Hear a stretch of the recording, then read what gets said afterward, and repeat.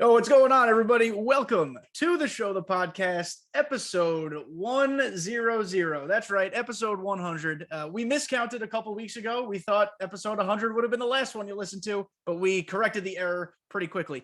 This is episode 100, and because it is such a special occasion, our very good friend Scann is back for round two, the first ever two-time guest of the show, the podcast. Welcome back. The two-time, baby. That's right, the two-time. The only person at the top of the chart. First, just to get it out of the way, obvious thank you guys for listening and helping us get to episode 100. Started as a pandemic project. You guys have heard me say this a million times. Never in my wildest imaginations could I have thought that I'd make 100 of these. And we're still climbing. We're still growing. I appreciate all the support along the way. I appreciate people like Scann who give their very good time, very valuable time to I don't know, shoot the breeze with me about some stuff that's bothering us. And oh boy, are we talking about some stuff that's bothering us today. We're going to talk about hitting, guys. Largely hitting. It'll be mostly just the game itself and the state of the game. A couple months back, I had a state of the game episode where I just kind of ranted a little bit. Nice when you could do it in a back and forth setting. So that's what we're going to be doing. I did want to start first, though, Scann, along these similar lines. You've kind of taken it upon yourself to become the truth seeker of the MLB The Show community, if that makes sense. You're going deep into the weeds, and you're doing some really interesting editing and comparisons to just kind of either debunk. It's like Mythbusters. You're Mythbusters, but Scann. So debunking or proving some things. So how did that interest come about for you, and how did you figure out how to do some of this stuff? I don't know what it was, but I just, as someone who has always enjoyed like content and all that, I have some like creative ideas like sprinkle in my head when I'm, like creating things. And last year, just out of the blue, I was like, hey, why don't we look at swing timing? And I think it actually started because you guys know Movie Gaming TV, he made a video last year doing a very initial study on swing timing and like looking at the frames and how many frames it took for a pitch to go into the zone. And I think I wanted to start off by like doing my own test of it, but like expanding on it. And ever since I did that one video, I learned that I enjoyed doing that and studying the game, because as someone who plays the game all the time, there's a lot of things in question with MLB The Show. Like, how do certain things work? We don't get many dev streams explaining stuff. No, the last time we had things were years ago on some of these topics. Like we never have quirks explained. We just kind of got to guess what exactly they do. Because on this bullet point list, where is it? Quirks right here. Quirks are unexplained. So we're going to talk about that. Yep, quirks and certain attributes, and how the in-game mechanics work. Some of the things they might not explain because it's just like a very difficult thing to explain. But some things I think are worth learning and understanding about the game. And no one's really gone out there and really tried to learn how these things work. We kind of just been guessing how things work in the game the last 3 years I've been in the community. So trying to find some answers. I'm the last person who needs to gas Scann up, but the last time Scann was on, I did back and I went back to see. You were on the week that 21 dropped. So that we are halfway through the 22, roughly halfway through the 22 cycle, probably more of like a third-ish of the way when you consider it's a calendar year. But since then, I mean, I don't know if this was a turn in your content you ever expected to take way back then, but I mean, full-time content creator, gotta make stuff happen. Definitely. A lot has changed since back then. That is for sure. It was a completely different time in my life back then in comparison to now. So, I mean, it's crazy to think about how much MLB The Show, the content creation community, everything has just changed since that time. It's been a year and a half. So basically, so crazy. And now in all these Mythbusters things that you've done, I'm just going to keep calling them Mythbusters things. Has there been anything that you've uncovered that's upset you more or really made you go oh wow, this does need explaining? It's not just us complaining about it. It actually doesn't make sense. From what I've studied, what I learned, that I mean, I would say the thing that probably I would say like I would say infuriated me the most is the discussion of vision. Like vision is one of those attributes that we never really 100% knew what it did other than that outer PCI since they changed how that worked. And there's a snippet of text in that like in-game manual. If you go into like an offline exhibition game, the game manual in there's a little snippet of text that says it affects your timing windows. And I was like, mind-boggling because it's like when did that? Like, I don't remember that ever being a thing. And I was like, okay, so let's test it. And when I made my video a few weeks back, like studying swing timing and how you adjust things, I learned that when you have lower vision, it decreases the size of timing windows. So you get more extreme timings, like very earlys, very lates. So like a lot of times when people say a player is a quick swing, a fair amount of time it feels quick because they have lower vision. So they're getting more extreme timing on that. They're getting more earlys and stuff like that. When you have someone with higher vision, their swing feels longer because you're getting more like early side of good, late side of good in those same swings. Perfect example being one of my new favorite cards, Home Run Derby J-Rod.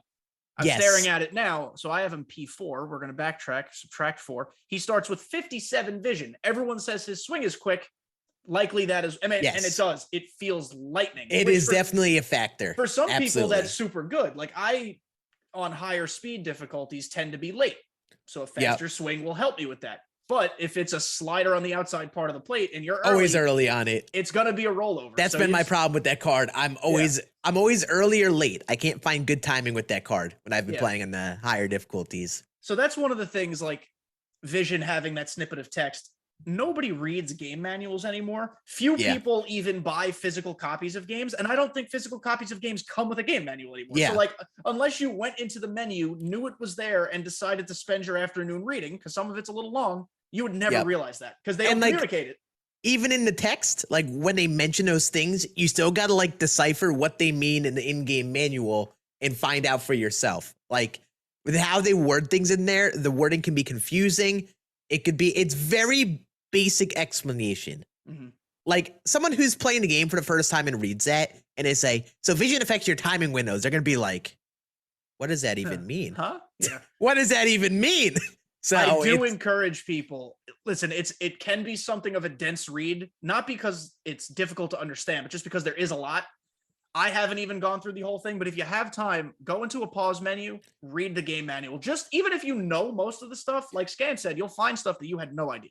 Yeah, there's something that you likely may have thought or may not have known at all that, it just might make a slight connection to you. Big, oh, that makes so much sense and why this happens. Is it going to change the way you play the game? Probably not, unless you've never, I don't know, breathed air before. But there are some things like that vision thing where you go like, oh, now I get it.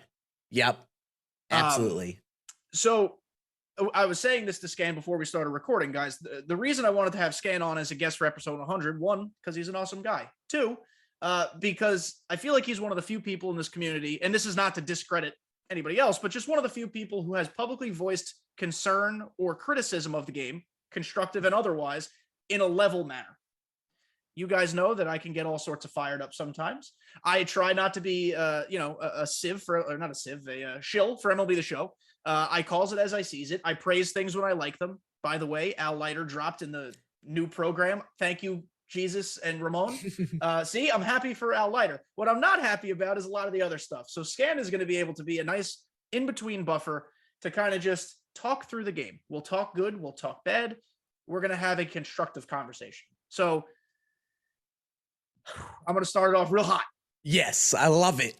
So I think hitting is the thing that requires the largest conversation, and we will most certainly get into that. However, there is one thing in my mind that has ruined MLB The Show. Hit me with it. It is not permanently ruined. It can be fixed. MLB or SDS's desire to create a realistic baseball experience, I understand. I also semi-disagree with a little bit because this is a video game. It is not a realistic baseball experience. But because they want it to be realistic, every year we have 15,000 new animations. Animations have ruined MLB The Show. Animations as an entire bucket have ruined gameplay for MLB The Show because they are randomly locked into. Sure, you can do your part to be like, have diamond fielders. Theoretically, you get better animations. You can, there are ways you can charge the ball in the infield that will trigger X number of animations, but the fall over swing, let's throw that away. The silly diamond shortstop who fields a backhand ground ball in the hole and then takes 37 steps before he throws and the runner's safe. These are things you can't control. So what is your take on animations? Because honestly, I largely hate them.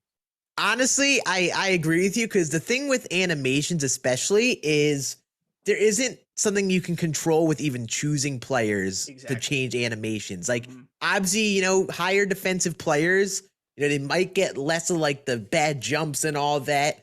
But people just look at just a few things with fielding and like stuff like that, for example, and like anyone could be affected with those things. You could have a diamond fielder at short, and like you mentioned, they could get a bad throw animation the first just because of the play and difference in the game. It could be something as simple, like you mentioned, the fall over swing, where you get a slightly outside pitch, they do the fall over, and you get a good PCI, good swing, but the game's like, oh, you know what? You got the fall over swing animation, so no exit velo on that. And there are some hitters plagued by that more than others. I would love to see the study on that, because I feel like Yordan Alvarez falls over a ton. And I would say the number one thing that kills me, or I should say one of the number one, one of the top things is definitely diving this year. Diving, whether or not they make they still make more diving plays than normal, which isn't the biggest deal. But one, they aren't correlated to a fielder's rating in online games. I noticed when I played offline, there were a lot more diving plays that fielders dropped. Yes. But in online, they catch all of them basically. No matter the fielding rating, it's just kind of like, oh, if they get the animation, they'll catch it. And then it'll be one of those things where like you could have corner infielders like Rafi Devers and Frank Thomas who just dive reaction on the ball, body block a ball, and make the play every time. When like they should definitely not be doing that. One thing that happened to me so I started the new, you guys, quick disclaimer, should have said this early. We're recording this July 26th. You guys are listening to this August 2nd. So the next episode 101 is going to have a lot about the new content, the new program, new big collection, LOL, just dropped on us. This week's, July 26th, episode 99 that dropped, we talked about my predictions for who the legend will be. Just want to put that disclaimer in there before I forgot. But I've been playing this new event that we're going to talk about at a later date. And I have Dansby playing short, the new all-star Dansby. Not a big fan of Dansby's swing or cards, generally speaking. I think this card is built really well, but I'm using him because he's like the best option there, mostly. Diamond fielder, good fielder. Ground balls up the middle that he can seemingly get to or dive to, either to knock it down or catch. He gets locked into the animation where he just like sticks his glove out and the ball trickles past him. I'm like, what the hell is this? At least like stick your foot out, kick it. I don't know. Like that one bothers me to no end because it just is random. It makes no sense. And take me back to the days of like MLB, I think it was MLB 20, when especially for some reason Ken Griffey Jr. just had bad animations in the outfield all the time. Where just he like had George Brett's the worst third baseman. George Brett gets terrible animations. He's elite fielding attributes, but he always gets that slow-mo dive or the really bad reaction on the ball. It kind of doesn't make sense at all. Yeah, George, don't get it twisted, by the way, listeners. George Brett's my favorite card in the game, and he will stay at third base probably forever. But yeah, his fielding is a big fat problem. So the other thing, so I played center field most of my adult life, and J-Rod, for example, we'll use him again. Home Run Derby card's not a good fielder. They had to make him not a good fielder, otherwise he would have been an 104 rated card. Some opponent against me not too long ago hit a rocket over my head. Like, even if J-Rod got a good jump, he was not in the ballpark of catching this thing. J-Rod's first 3 steps are in. And I'm like, listen, I played center field my whole life. If a ball is blasted over my head, I'm not taking 3 steps in. I get reaction is a problem, but that doesn't make sense. Yeah, the funny thing about it is like overall that Julio card is actually good in center field only because he's fast. Exactly. Like he actually isn't bad. And like that animation in theory could have happened to anyone in center. It just happened to him. And it's outfield animations are tough. They are really tough, and there's so much inconsistency and such with animations in the field. And it's annoying how it's so finicky. Like it's genuinely like you talk about George Brett. Like you could ask so many people, they say the exact same thing about George Brett. But that man has got diamond fielding. I would argue that Rafael Devers is a better fielder at third than George Brett. Because he puts his big belly in the way and he knocks it down. That's why. Yeah. And it's insane how it's a factor in the game. Outfield animations was it 20 when they were the worst they literally like broke the game the first month of the cycle. I think that was 20, yeah. So things have gotten exponentially better since then. And they've made a concerted effort, and they've communicated early in like development streams that this is what we're focusing on. And I appreciate that and respect that. But it just feels like every time they fix something or add something, something else lacks. So, perfect cutoffs is a great addition that honestly was a no-brainer to have forever ago. Yeah. But urgency can still be an issue, because another fantastic animation is when the ball short hops off the wall and your diamond fielder goes to corral it and he lets it bounce 18 Just stares times. at it. He just stares at it just rolling like, in front of him. Maybe it'll bounce up to my waist before he's just waiting for it to roll into his glove when the ball's like a foot from him. I'm like, Mike Trout, what in the name of hell are you doing? Pick it up with your bare hand and throw it. And there's nothing I, as the user, can do about that. Yeah. And that bothers me to no end. Absolutely. They're like the animations. It's a very valid point, because with fielding and animations, especially, it is a bigger part in the game than you may think, because, it also affects hitting. If how many plays outfielders and infielders make. It also affects pitching. Like, is it viable to try to pitch to get contact outs, or do you want to pitch for strikeouts, depending on fielding? And fielding affects every part of the game. So this year, I mean, the good news is fielders usually make the plays.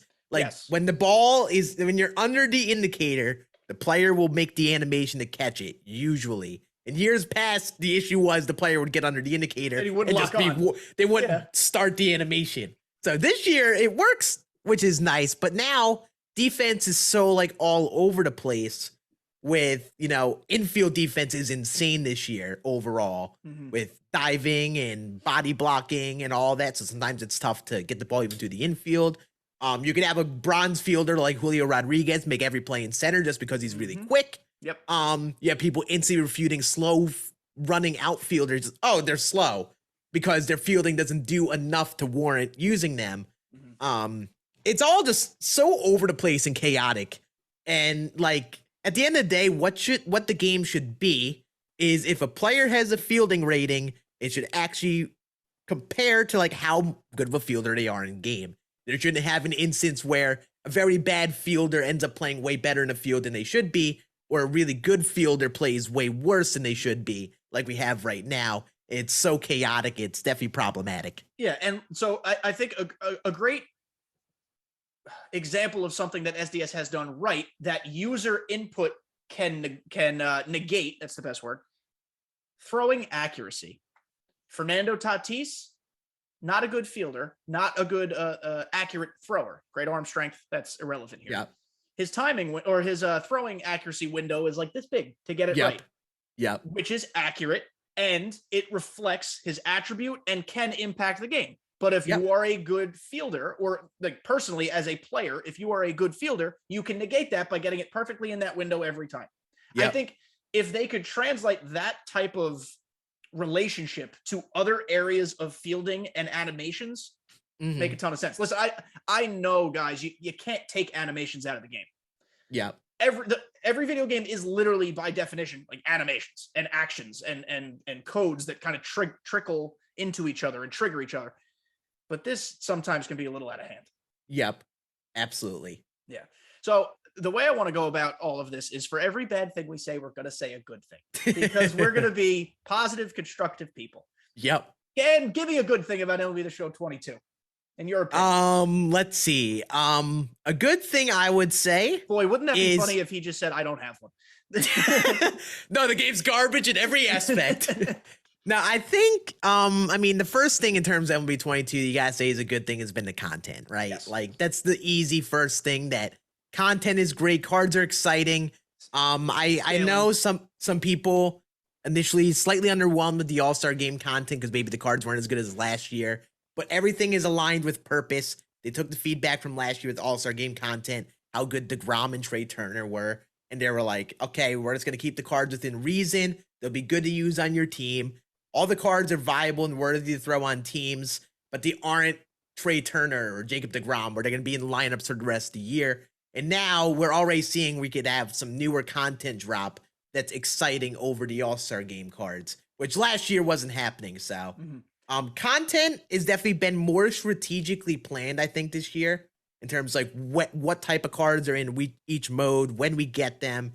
And I think it's nice to see, because last year we got a lot of good cards, but they were all over the place on when we got the new cards. Like no-hitter cards were insane and all that. So they've definitely more thoughtful in that front, which that's the first positive I have about the game. Easy. Yeah. And I would say what this has taught us, or perhaps reinforced for people who knew this already. Number one, not all 99s are created equal. We're going to probably start getting our steady diet of every card that comes out is a 98 or 99. Probably by mid-August, late August. That's kind of right around then. Yep. But then, guys, I think the postseason program, whenever that comes out, is going to be what triggers, like, boom, here are the juice cards. And you're going to see 99s that just blow the balls off the other 99s you've seen. So that's that, and then finest and all that stuff. Yeah, so that's one thing we've learned. The second thing I think we've learned is that overalls, because when cards are scaled the way they're scaled, you really have to look at the nitty-gritty attributes and swings and comfortability when you're making decisions. It's not like, oh, I'm using 93 Cattell at shortstop, and then the week after, here's 99, pick your player. That's the easy upgrade. Yeah. I still run 93 Cattell as my shortstop. Yeah, it's a lot of people use that card. It's his secondary position. He's only, quote unquote, only a 93, 96 with Superfractor. Overalls, in the grand scheme of things, don't mean a ton. Obviously, there's a difference between a 95 and an 82, but like within reason, use the cards you're good with. And I think this content strategy has taught us that. Yes, absolutely. And I think especially this year, we really got it down that with overalls of players, how there are certain attributes that are kind of filler attributes that make a card like too good, like the discipline and the clutch, where it's like these attributes don't mean the most. But, you know, like that's what keeps Tops Now cards, for example, like Eduardo Escobar, who I think is an incredible card. He's a little bit lower on those attributes, but the hitting attributes are very, like literally exactly the same as that Jason Dominguez card. But he's a 96. Escobar is a 93. Why is that? Probably the different clutch and discipline and stuff like that. So like always got to look at that and like recognize that when the card's like, okay, this might be a 99, but does it deserve to really be a 99? Because those attributes, probably not, because those attributes being boosted over 100 can make a card way better than it should be. And probably the best thing, or one of the largest benefits of the scaling of content, thank goodness, Ramon, that you listened to us. They did a great job of slow rolling hits per 9. Yes. And absolutely. Like you can see now, we're just starting to get some guys like starting pitchers mostly. Relievers are almost always going to have higher hits per 9, but like 112, 115. I think Nolan Ryan is our highest right now with 119, which is still, as a no-hitter card, not what it was last year. So they're doing a great job with that. Absolutely. They definitely heard that feedback, and I don't think they recognized last year how much of like a meta thing hits per 9 was going to be, and then it became that. So they're like, okay, now we know that. Now you scale out the hits per 9. And also, I think it also comes to show with people who play the game all the time, the hits per 9 doesn't tell the whole story of a card. It does not. Which last year, it was like all that people judge. They're like, oh, that card is 100 hits per 9?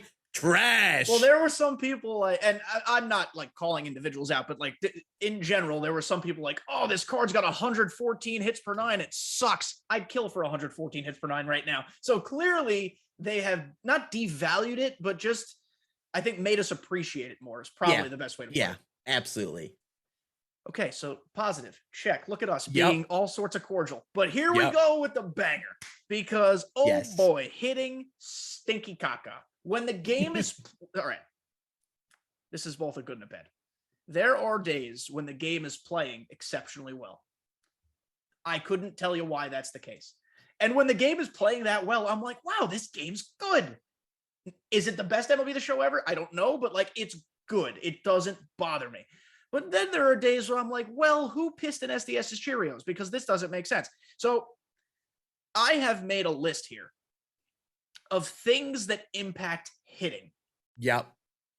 Scann kind of had a thread on this. I noticed it like too far after the fact to really interact with it. I didn't want to like bring up old stuff. However, this is a list I've made this afternoon of things, in my opinion, that impact hitting. And what you guys will glean from this, hopefully, is that holy hell, there's too much stuff involved. You ever heard the saying, too many cooks in the kitchen? That's what this is. So here are the things that impact hitting, and I'm probably missing some. So Scann, if I miss something, please interject. We're going to start with the obvious ones. A hitter's contact, which impacts PCI size, inner PCI size. Yep. Quirks that aren't explained impact hitting. Yep. Spoiler alert, I'd rather throw quirks away entirely. Pitcher hits per nine, as we just discussed. It impacts how big the inner can be. Vision, that's the outer PCI. We just learned it means something. Yep. Pitcher confidence has something to do with hits, the PCI and hitting. Pitcher energy kind of also does too. It kind of, they correlate to some degree.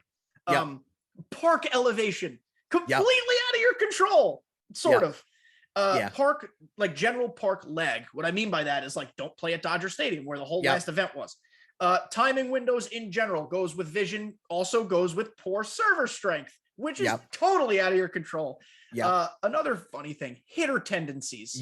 Tendencies. Hitter tendencies. I don't think about those at all when I construct my team. They mean a ton.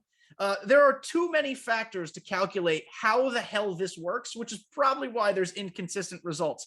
Also, I put this as a separate bullet point. I want you guys to see what I wrote.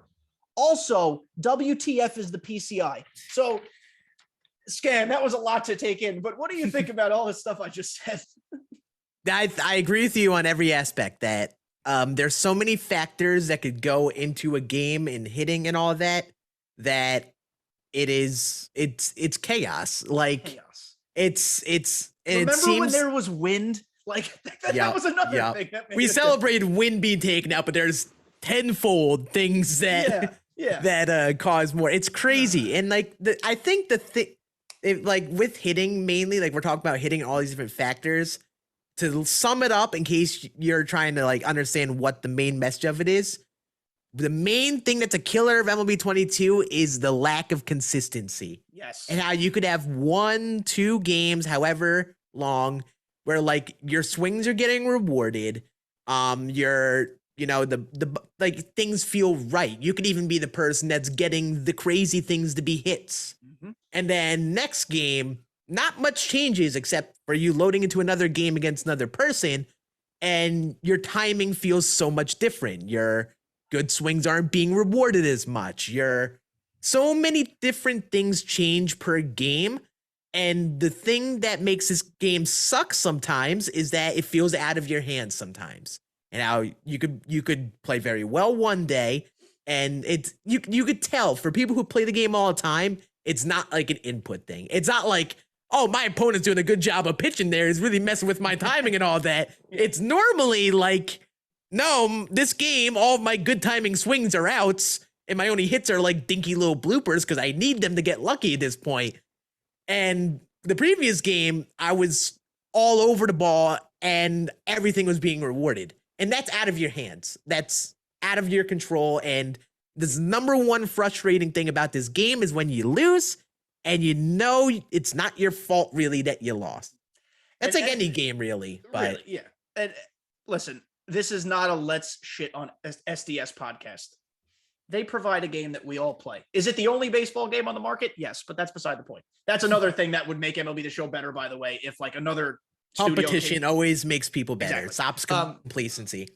But there are too many things that make a legit impact on any given moment. And I don't know what you can remove per se. Like park elevation for one probably will help with some of the RNG, but at the same time, Does RNG stink? Absolutely it does. You can't remove RNG from a video game, especially a baseball game. Like baseball in itself is an RNG based game. They always say baseball's a game of inches. It quite literally is. But sometimes it's just like, oh my God, what did I do to this company today to get screwed? Yeah, I think what it boils down to, I talked about in my thread. Best thing we could do to combat that is explain the factors that affect everything, make them known so everyone knows, like, okay, like maybe it's the confidence causing hard hitouts, maybe it's this causing hard hitouts, whatever it is that could be a factor. Explain the unknowns like that, but also try to minimize the things that do affect hitting. Like, for example, like I will die in the grave with this take. No way a pitcher's confidence should even slightly affect the hitter. No, like, it should just affect how well you place your pitches. Yeah, like if you're feeling good with a pitch, then you should not adjust my PCI size or adjust anything related to the hitter based on that pitcher. Like, and you know, a pitcher with low energy shouldn't be able to have any impact on the hitter. If there's pitcher confidence, there should be hitter confidence. Because if you step up, or if you're the pitcher, Scann, you're great. You're Nolan Ryan no-hitter. You're fantastic. You've just been dicing me up. Your confidence is through the roof. Yep. Juan Soto's 3 for 3 with 3 singles. Yeah. He's pretty effing confident against you right now, too. Why is his PCI smaller? Yep. That's not fair. It's all like stuff like that, in especially online games, shouldn't be effective. And like they have it a thing, like they have confidence be a thing to try to make, you know, like a good pitcher outing more possible, like emulate real life, how if a pitcher's really feeling themselves and they're really confident, that it is very tough for a hitter to hit. They're trying to emulate that real life thing, but they're trying to do too much. It's doing too much with it. Like you need to separate hitter from pitcher and keep those two things separate. Because they shouldn't have much interaction. Like who's looking at a pitcher out there and be like, oh, you know what? That I could tell that pitcher's a little less confident. I'm gonna crush this ball, dude. I'm gonna hit this ball 10 miles per hour harder because they're a little less confident out there. Yeah. So I think we can all agree that like hitting needs either a new engine or a total rework, like bare bones, build it up again. I think we also can all acknowledge that's not happening until old gen is thrown away. Yeah.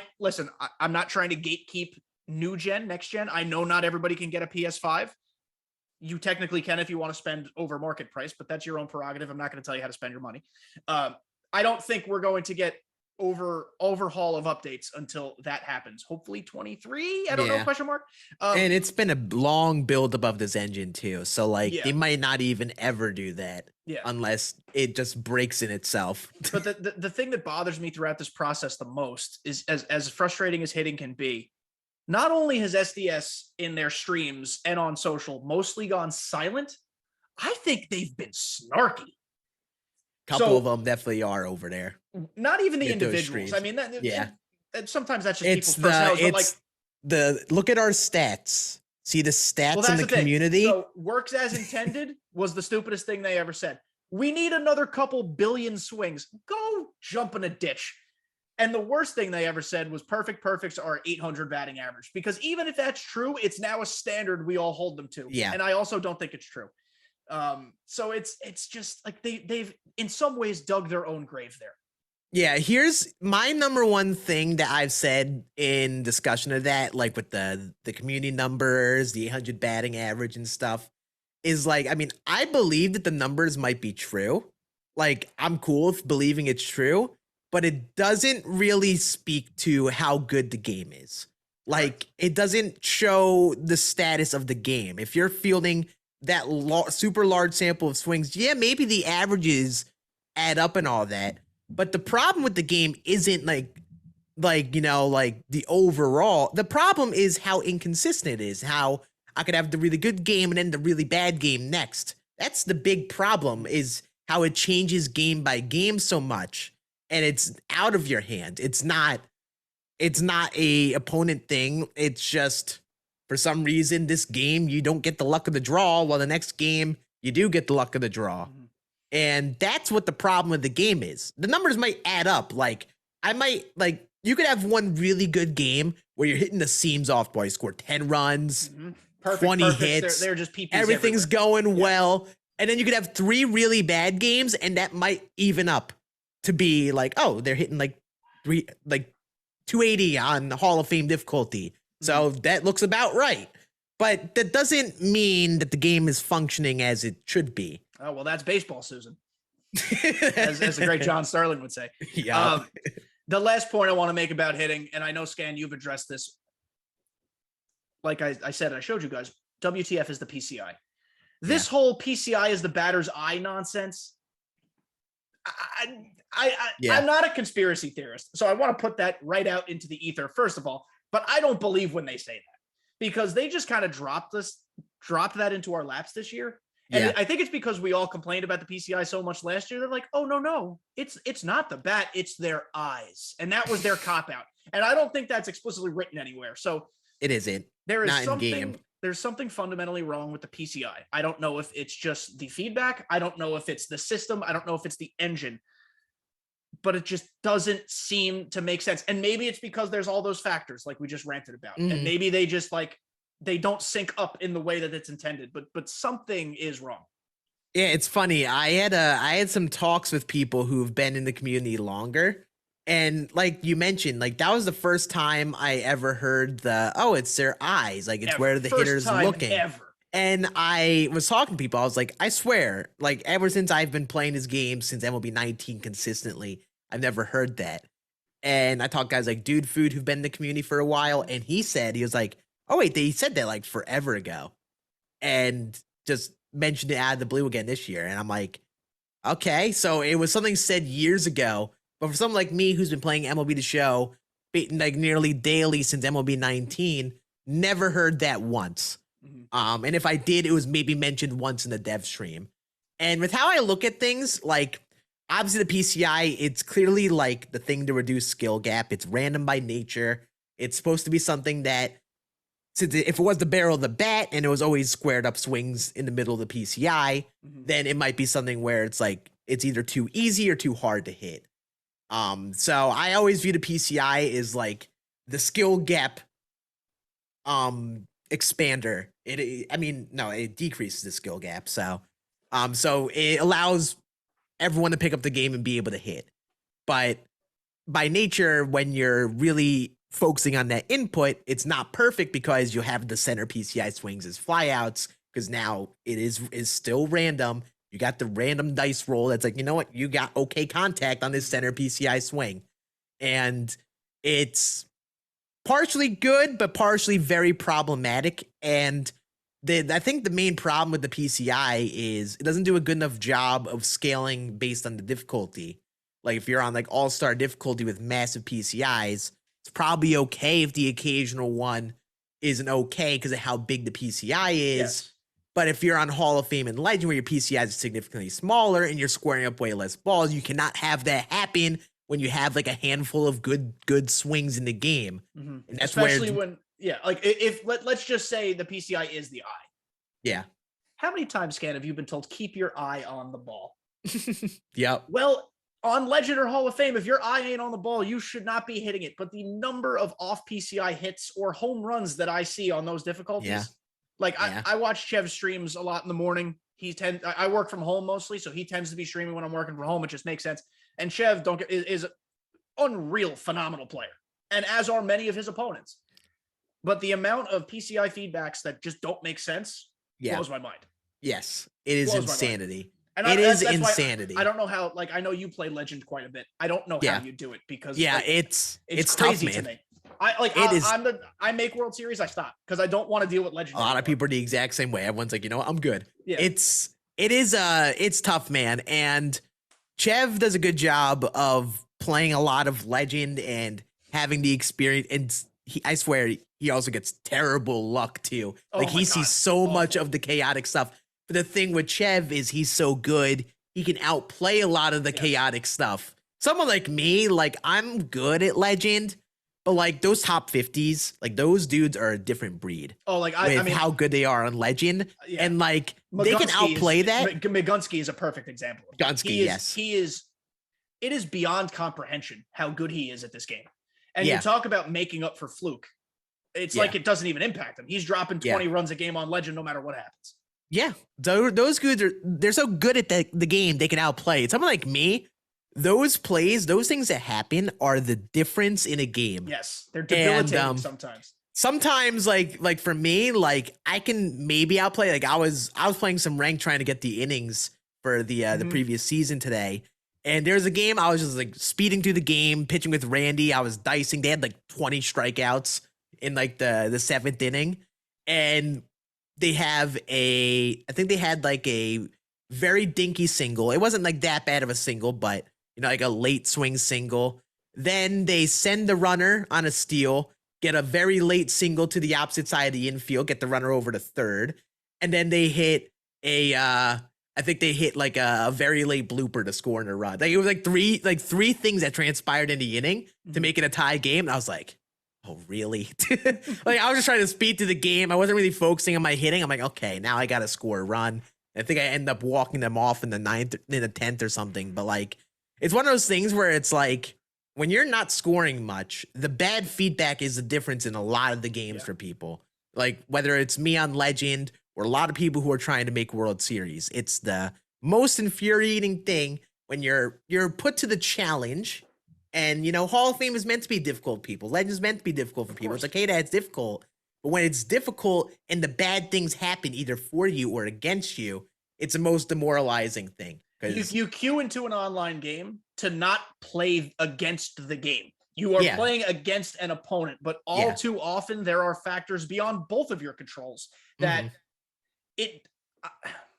I hate saying that there's this logic in the game, but sometimes it really does feel like oh, I'm not going to win this game. The game has decided that they're going to give more stuff to my opponent. And that's nothing against my opponent. They didn't do anything to get that, but that's it's just how the game went. How it feels.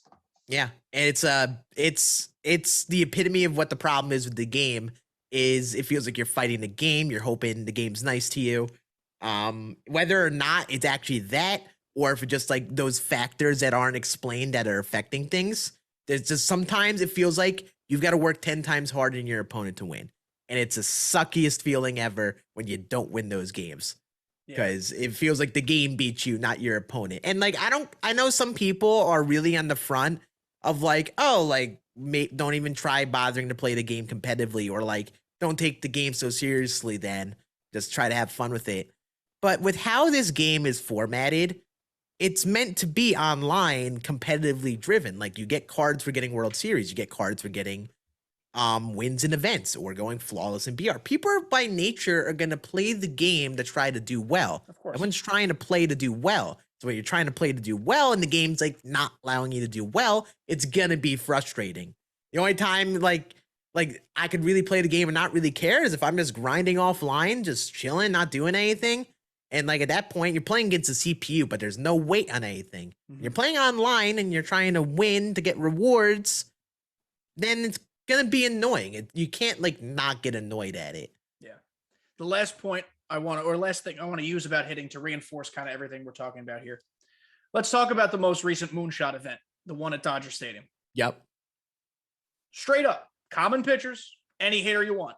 It is the beauty of moonshot. That is the true essence of moonshot. Those games should have been 15-12. Yeah. Every game that I played, 5-2, 6-1, maybe I dropped a 10 spot here or there. Something isn't clicking when just because a 63 overall pitcher throws 99 miles an hour, you can't hit him. The whole point of using common pitchers is that you should be lighting them up and blasting them. But there's so much at play. Dodger Stadium's a cavern that it's impossible to hit it out at. Yeah. Something just isn't making sense. I don't know if they nerf things in events. I'm not going to accuse them of doing that, but like something's not adding up. Mm-hmm. Yeah. It's, I mean, the stadium is definitely a factor for a lot of people. I mean, when I played like 5 games in the event. Past that, I was like, I don't really want to grind it this time. And I felt like the ball was flying a little bit more than normal, but I was also using the corners. The in the gaps corner, in center field are terrible. Yep. And you know, you think about it, another factor that affects hitting, time of the day that you're playing. If you're playing nighttime in LA, which a lot of people automatically play nighttime, they're not thinking about stuff like that. They're like, oh, it's just nighttime, easier to see the ball.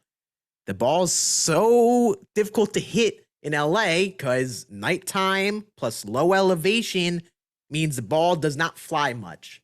So it's and then like think about also the factor of a lot of people who are probably playing on current gen consoles who don't have the power to really play smooth games at a major league stadium where it's probably a little laggy. That definitely affects scoring. And also just with the nature of like cards in the game, like on All-Star, if you have velocity, that's sometimes all you need to get outs. Yeah. Because if you have velocity, then a lot of people are just going to always be late because of how the swing timing is. And it's one of those things where that moonshot event, I mean, it's 100% makes sense that it's locked in LA because of the All-Star events, but not really a moonshot event. No. All right, let's move on to another positive. I have one this time. This is not new to MLB The Show 22, but it's something I'm so thrilled they kept. In 20, they introduced Prestige, and they were like, oh, the people kind of like this. Let's make it better. During the pandemic, the trading card genre boomed again. The industry boomed again. And they were like, oh, there's these things called parallels. And they brought that into the game. I'm so happy they kept it. They did add the cool new animations with P4 and P5. They've got like that fiery, glowy stuff that comes up the cards. It gives you such an extra incentive to use cards. I shouldn't say no longer people are bunting their way through conquest games, but I'm sure it happens less often now because every at bat you could just further your progress.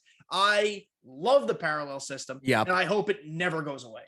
Absolutely, they did a good. From what I heard of that feature, it was like a run of the mill, like, oh, let's add parallels, like relatively last minute before the game dropped, and then they did it last year. And one of the most well-received features the game has had over the span of like years. I've never spoken to anyone who said they disliked it. Like, I don't know why you would. Yeah, it's such a good feature to the game, and I especially enjoy when attributes are like lined up in a manner to really reward parallels. Like when there's that player that is in the high 80s of fielding. So getting parallel 3, 4, or 5 makes them very good. And it's one of those factors where it's like, it's such like a good part of the game because all it does is reward people for liking a card and using them for a while. And, you know, someone like Ketel Marte, now that he could be parallel to a parallel 5, makes that card a lot more viable. And I think that card actually got really good after a couple parallels when at the start, you know, he was fine on his own, but becomes really good after like parallel 3 once his power reaches a certain point. So like it's such a good part of the game. It increases the viability of cards, and it keeps, you know, the gap in terms of people playing the game a lot closer, because now if you're someone who doesn't play much and you just have those cards you really like, get them in parallel 5 and keep up with a lot of the content that we get over time. So, and it's a super cool way to reward players and give them ownership of something. The amount of people who get hype over their I've never gotten a 101. I will never go out to grind a 1 because I've seen Scann what it takes to get a 1. Yes, it's a lot. It's almost mind numbing. It's so rewarding at the end, and it's super cool. And like, it'd be nice to have a 101. But at the same time, it really rewards people for being committed. It's a badge of honor. I earned this. My name is on it. And now I can make cool content about it. It gives content creators or even casual people some piece of content that they can hold on to. Absolutely. And very, very good feature in the game. And I don't see any scenario where they ruin that feature. It's got to be something that is unique to the game that they keep for forever, I think, at this point. There could certainly be alterations to it where like maybe they just expand the amount of, like, you could tell they're still kind of tweaking, like relievers this year or pitchers in general get PXP much faster. Do I think it's a little too fast? Maybe. It's not something I'm upset about. I still think they're trying to find that perfect balance to make sure hitters and pitchers progress at a similar rate. I think the balance for them mainly is like they know that now people are going to grind 1/1s and stuff. So now you got to balance like trying to make that grind similar, because if you're going to go for a pitcher, all you got to do is use that pitcher legend difficulty versus the CPU, play legend games. You don't even need to do that well with them. Just pitch the game with that pitcher. It could be a starter or reliever, and you get so much PXP. When with hitters, you know, it relies on you hitting well with them. So you got to hit home runs, and you also are not hitting with them every batter. So like when you're grinding for it, it's a completely different grind. And when you're online, you actually earn them at a pretty similar pace when you're playing games online. Mhm. I mean, obviously pitchers have to be a little bit quicker just because in nature, if you have a really good starter, they'll pitch longer. So, overall, like they're probably actually not too bad online, but when you're grinding them separately, pitchers are like lightning quick in comparison to hitters. Yeah, like again, you can only use a pitcher once every 4 to 5 games, starting pitcher, Yep. depending on how you use your rotation. But like, I've gotten 1,000 PXP in a start before, and I think that's the Yeah. threshold you can get. I think that's the max. But like 1,000 PXP, I'm looking at a parallel system now. That gets you almost to P2, and if you do that 10 times, you could do 10 times in like 3-4 days. And he's there. You go, P5 done. So Yeah. it's a little quick. I'm not Mhm. again. I'm not upset about it. I'm just, if we're going to be honest and critiquing things, maybe it's a little quick. But like you said, if you play online, you can have a hitter who gets 400 PXP, 300 PXP in a game if he Yep. goes crazy. So it's possible. Yep. Absolutely. Okay, another not so great thing. We're gonna keep playing ping pong with that. We talked about it a little bit in bits and spurts here. Lag, server ability, connection. SDS Boutique, little company owned by this place called Sony. Don't know if you ever heard about it.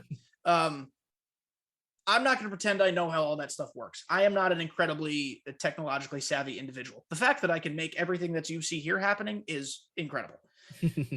But I do know that at this, it's 2022, the year of our Lord Ramon. Why we can't get stable frames and connection online, and why like playing in an MLB park is near impossible, it blows my mind.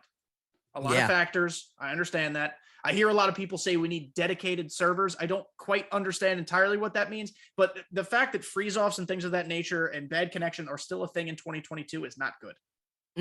It's bad that there are methods in the game where people can intentionally freeze the game. Yes. That's a big no-no. It's bad that it so happens randomly. Like I learned just in general, like a lot of freezes happen on like maybe plays to the outfield where you throw the ball back into the infield, or maybe there's like a liner to an infield and you throw it across the infield. I find freezes happen on those plays pretty often for some odd reason.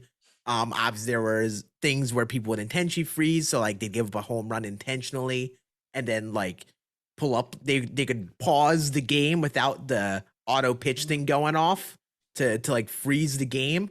That was terrible. Especially when people found out about it. And it's a sucky part of the game when freezing is a viable thing that could ruin the gameplay experience for you. I mean, it gets better throughout the year, as maybe there are less and less people playing. It does generally improve, yes. But it doesn't mean it's fixed. Like every year at the genuine beginning of the game, it is always a worry that freezes ruin the game for people who want to get into it. Thus, I mean, in the content creator space, it matters to us because if people are giving up on MLB The Show because of bad servers, then who wants to watch MLB The Show then? It's one of those things where it seems like it's finicky, and it really seems like they don't have a trace to what's causing freezes. Like from my knowledge of it, like it could maybe be something like a line of code or something that just goes off that's very difficult for them to replicate to solve. And sometimes they might need to wait till the next year to solve the issue. I'm pretty sure before this game dropped there was maybe some solution to freezes, at least as a guess, for some of the freezes we had last year that they couldn't implement until the new game. So sometimes you might have to wait maybe half the year for them to implement the fix. And it's tough, man. It's I think when people want dedicated servers, they want like a dedicated connection between you and your opponent. So like if I'm playing someone with McDonald's Wi-Fi, it shouldn't affect me at all. Let them have their bad internet. It should not affect my timing. It should not affect how my game plays. You have like a dedicated server and they can't connect. I mean, it's not my fault. So because like you play people with bad connection, it is a terrible experience. It's terrible on this game. for everybody involved. Yes. And there are games when I queue into them, I could be like, oh, this game ain't gonna last. Not that it's gonna freeze, but like my opponent's about to drop out of this game. There's gonna be a lost connection. I can just feel it coming. Yeah. And the funny thing is, like, I had a period, like a couple weeks, like it was actually last month now, where I had to play wireless to my Wi-Fi because I have like a little Ethernet hub that broke. And basically what happened was I was playing wireless, and like for a while it was fine. I didn't notice any problems. And then someday, you could tell things were laggy. It didn't affect my gameplay. Like my game felt fine, but like it just waited a little bit longer for the pitches to come in. Like there was a little bit more delay from when I was pitching, from the bat being, the ball being hit off the bat. But wasn't more difficult for me to play. But I know what it's like playing against laggy opponents with bad internet. It is the most infuriating thing ever, because like for some reason it seems to affect your opponent sometimes more than you. So like it's one of those things where that should not be a factor. Like if they have bad internet, it should not affect the person with good internet at all. So I think that's what people want. They just want that solution where like, if I have good internet, let me at least have smooth gameplay.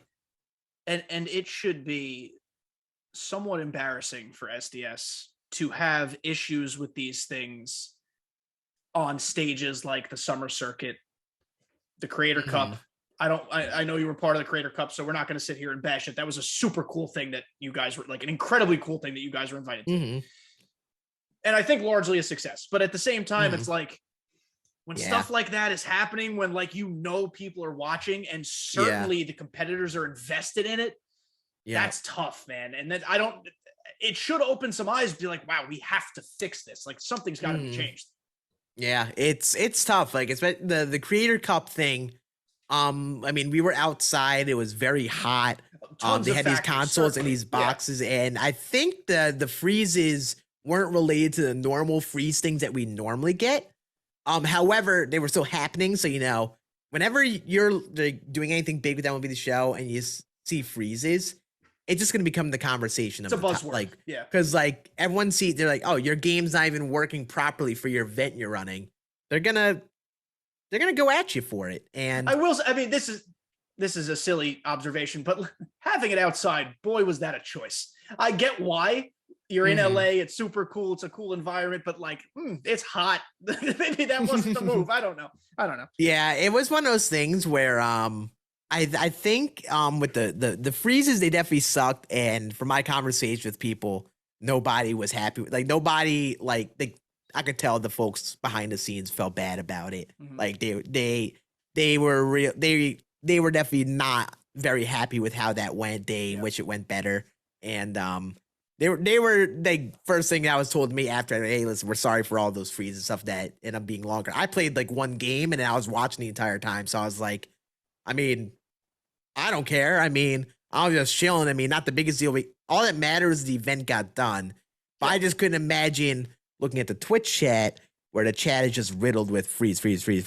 Your game sucks. Oh, he's really gonna walk Cougs. like all this stuff. And you know how people take those things. And that's a product. Like this community is largely great, but there are always toxic corners of it. And in moments like that, they always are the ones that have the loudest voice. And that's that's kind of how it works. Yeah. So I think we have time for probably one more positive. So there are probably other positives. We're not necessarily limiting ourselves to 3. But that's the first things that come to mind. What are you thinking? What's something that you're happy about with this game? I want to come up with a good answer to it. A productive one. Yeah. Like, cause like, I mean, there's like, I could say something like with pitching, like how, last year with pinpoint, a lot of people were mixed about it with how easy it was to dot. So, some of the pitching is good. Like some things got improved, like no Edward Cabrera type pitcher where the outlier sinker, and he could locate it like up in the zone. Outlier's a great still. one, by the way. Outlier works better. It's still not perfect, but it works better. Yep. But on the downside, even though something got improved with pitching, sometimes pinpoint is way too punishing, where it's very, very annoying. And it's like, what's the point even using this input? Like I find that with a lot of the good, there's sometimes a bad with it. Yeah. And I mean, I guess the first thing that came to mind was the pitching, in that pitching this year, at least, it isn't as insane as it was in years past, mainly last year, where you had guys like DeGrom and Cabrera and all these guys just going out game by game. And that was a big turnoff for a lot of people because you face the same cards. You couldn't hit those cards for months. And it was a turn off just facing those cards. And even me, like I was able to hit those cards. I would get angry just seeing the pitcher Be like, oh, you're just gonna keep on using Edward Cabrera for 7 months in the year. You know what? Let me score 5 runs off him. And it was like a lot of people, like it was a big turnoff last year for a lot of people. So I'm guilty of this too, but the amount of times that DeGrom was brought out of the bullpen in a key situation. Hey, listen, again, guilty of it. Guilty of it. You got to do what you got to do out there. Yeah. You got to do what you got to do. I think so. Probably the best way that I could think of to kind of put a bow on this discussion is twofold.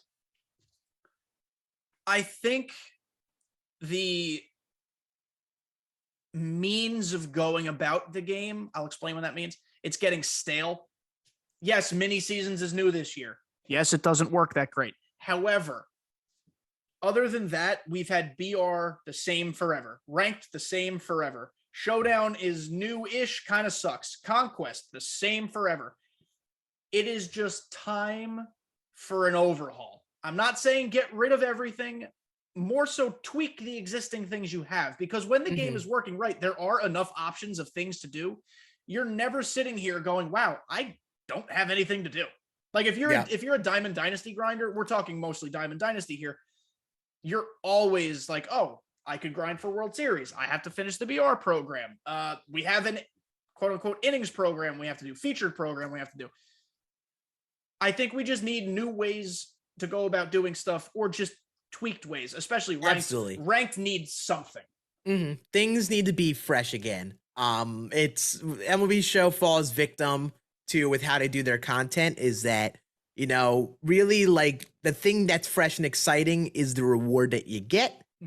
That's the thing that's like a lot of people like, I hate Conquest, but I'm okay to kind of do it just to get whatever reward that I need. Or like I'll only do it XP, if I, that's a lot of XP, yeah, you know? I'll only do it if I need to. Yeah. That's how I feel about stuff like that. And like with the online mode, you know, a lot of people, you know, they can't stand the ranked grind. Like there's nothing wrong with having options and having different things be like always changed and freshened up. Like last year, it was fun how we had, for example, that Field of Dreams program, which is like the separate, like in-year current program, make things exciting. And I think at least like, I know they've been mixed reviews. Like I like the featured programs this year because like that's a new structure to team affinity and inning programs, where inning programs last year really weren't exciting, large majority of the time.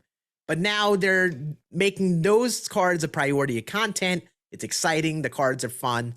And it rejuvenated that part of the game, but kept a lot of the things similar. Yeah. Other modes could definitely use that refresher where, you know, like I think ranked is a mode that really could really use like a restructure. Like I would like, I'm someone that thinks with ranked, you could have a mode where like you could have like Road to World Series, where it's a mode that works like ranked, where you have your rating points, you work your way up to get the World Series pack or to get the wins to get the card. But then you have a separate ranked mode where you have an actual rating that means more, and it's actually more about playing people your skill level. Yeah. Because right now, with how ranked is structured, you have such a wide range of people. Like even if you're someone who plays the game all the time, like there's a wide range of people in the 700s, 800s, 900s that I even run into in terms of skill. And it would be cool if you had a ranked mode fully fleshed out to really encourage people to try to push through the ranks and really have them play people at their skill level. Right now, people play ranked to get World Series, and that's it. That's it. So this game is fully constructed in basically all of its forms for Grind 99. We hear Ramon say that a lot. It is become something of a meme, but it's also true. Full disclosure, you guys, you've heard me say this before. When the night this game dropped, I spent $100 on stubs. It yielded me nothing. I pulled nothing. I ripped a couple 50 bundles, got diddly shit. That's the only money I've spent on the game this year. And as of today, other than the 4 new cards that came out today, I have every single player card in the game. Yeah. Legitimately, I can go through the binder and show everybody. Every free agent, I have every player card in the game. Because if you grind and you're reasonably okay at the game, you can get everything that's available. Yep. That's the way the game is currently constructed. And I'm not saying that's a bad thing, but we just have to find another way to get to that result. Yeah. They find ways. So if you are going to have Grind 99, make the grind more enjoyable. Yes. Right now, like Player of the Month grind is, my God. It's very rinsed. But Jesus, it's bad. Yeah. I think like people don't like the parallel XP grind this year because it makes it feel so repetitive. Like at least last year when you had the individual missions, you could just go offline, quickly bang them out, Yeah. get it done. And at least, it was maybe different for each player. So like one player you need home runs, one player you need like just hits. So like, it worked out for that card. PXP is very brutal to grind because you're just doing the same thing over and over and over Especially again. when some of the monthly award or player of the month henchman cards are not great. Like they do a good job of letting you use conquest mini seasons. They usually sync events up pretty well with the new cards coming out to get that PXP. But even still, that is a grind to get that stuff done. Yep, exactly. So I think what they need to do is keep finding unique ways to, you could have these similar things like individual programs and have people get PXP, but have different unique paths to the content, have different things for us to do to make it fun. Like, I think that's why people want Extreme, because at least it's something different to get cards. Extreme. Do I like Extreme? No, but I miss it. I want it back. It was fun to have something different in order to get cards. And I think that's what people want, because like as much as people love the game, do people really enjoy playing new conquest maps over and over again? Do they enjoy playing the showdown just to get some progress towards a program card? Do they enjoy playing 300 innings of rank to get a World Series pack? I've never Or do they enjoy playing the entire BR program? People are doing it because they want to get the stubs and get the cards and all that. But people don't love the grind that much. No, so like, there's make a lot the grind of fun. There's a lot of means to an end grinding. Yeah. Like I play at most 15 ranked seasons games a season. I am decent enough to get to World Series within that amount of time. So like, I understand not everybody can do that. I'm not trying to pat myself on the back, but like after that, it's like, I'm out of here. I don't care about it anymore. And I want a true 9-inning game mode that I can enjoy all the time. Yeah. But ranked seasons just ain't it. Yeah. Absolutely. So it's one of those things where it's good that everything's obtainable via the grind. Now just work on making the grind more fun and make it like something that people want to do, because people see the grind and that's the only thing that stops people from playing the game. Like the only people that are willing to put up with the grind are the ones who really, really enjoy the game and really want the things. A lot of people, like the amount of times they get asked like, oh, is Randy worth it this year? If you're playing the game all the time, you're going to automatically work for Randy because you're working on doing that bit by bit. But someone who's maybe not playing as much sees the grind. They're like, that's not worth it. So like, find a way to make the grind fun and make it something that people want to do. Yes. Make it a fun journey for people, rather than make it repetitive and same old, and make the grind unbearable. Yeah. Our final point here, or my final point here, you guys are going to hate that I'm saying this. Let's just be nice. Like these people at SDS, sure, they're getting paid to do this. It's their job. I'm sure not all of them love baseball or even know the ins and outs of it. However, there are tons of people there who love baseball. Listen to us, even if they don't always provide vocal feedback. They listen to us. I would argue that the MLB The Show people, the developers, listen to their community more so than any other sports franchise does. I'm serious about that. Yes. So, are there things we can critique? Of course. That's why I wanted to have Scann on this episode, to do it in a constructive way. That is how you guys, or us as a people, should get stuff done constructively. Criticize, be like, hey, this sucks, but let's try this way. Don't just yell at people and say it stinks. And what goes with that is my plea to you guys is like, do I complain about cards that come out all the time? Of course I do. Not every card is made for you and me. I think that SDS paying Paul Molitor for his rights is the dumbest waste of money they've ever spent in the history of the world. But there are people out there who love the Brewers and love Paul Molitor, or the Blue. He played for like 18 teams. Yeah. Whoever he played for, love the. Sure, great, I get it. Let's just not like bash every card that comes out though. Like L card, where's 99 Griffey? Sir, it's April. You're not getting 99 Griffey yet. Like we just have to be realistic with some of it. Yeah, I've learned that, I mean, listen, this year especially, I've had a lot more talks than ever with the folks at SDS. And some people may take this, oh, you're just a shill. You're just selling out for SDS. Your like packs are juiced, streamer. Yeah. They a lot of those dudes, they care about the product. Yes. They're passionate about the game. They hear feedback. And the number one thing you could do is just keep yourself within control when giving feedback. If there's a problem, offer something that you think is a solution. And like, I even do this too. Like, we all know heat of the moment in games and such. You get upset. That's what happens when you're competing. You know, you're going to get angry when you lose a game that you feel like you shouldn't have lost, no matter what. The best thing you could do is, like, if you're going to criticize a game, offer feedback and something that could have been maybe a little better. Yes. Maybe off, like, don't just, not everything is going to be a massive W. And that's what makes the massive wins of content drops exciting. So, like, we got to, you know, just like stay composed, think about the grand scheme of the game, think about all the different factors, and remember that, you know, they do care about the game and their product. And, you know, it's more than just a lot of times, fix this thing, fix it right now. They're not, it's a lot of times as simple as like, oh, let's fix this thing. Yeah. Like people might say like fix hitting. It's not as simple as just fix hitting probably. So also, we have to have a dose of reality too. It's also, so MLB The Show is really the only like large platform game I play. I play Pokemon games. I play like general RPGs or like fantasy type of games when they come out, the Spider-Man games, Kingdom Hearts, stuff like that. As far as sports games go, I've just phased out of everything else. MLB The Show is what I play. But anecdotally, from everything I've heard from you people who play Madden, FIFA, those games suck worse. And like maybe NBA 2K is like the closest comparison to like a pretty good game. I think you still need to pay a little bit to progress, but there are game modes that people actually enjoy. If Madden and FIFA are worse and you guys play that a ton, I don't know why we're complaining so much about a game that is easier to obtain all the stuff you want.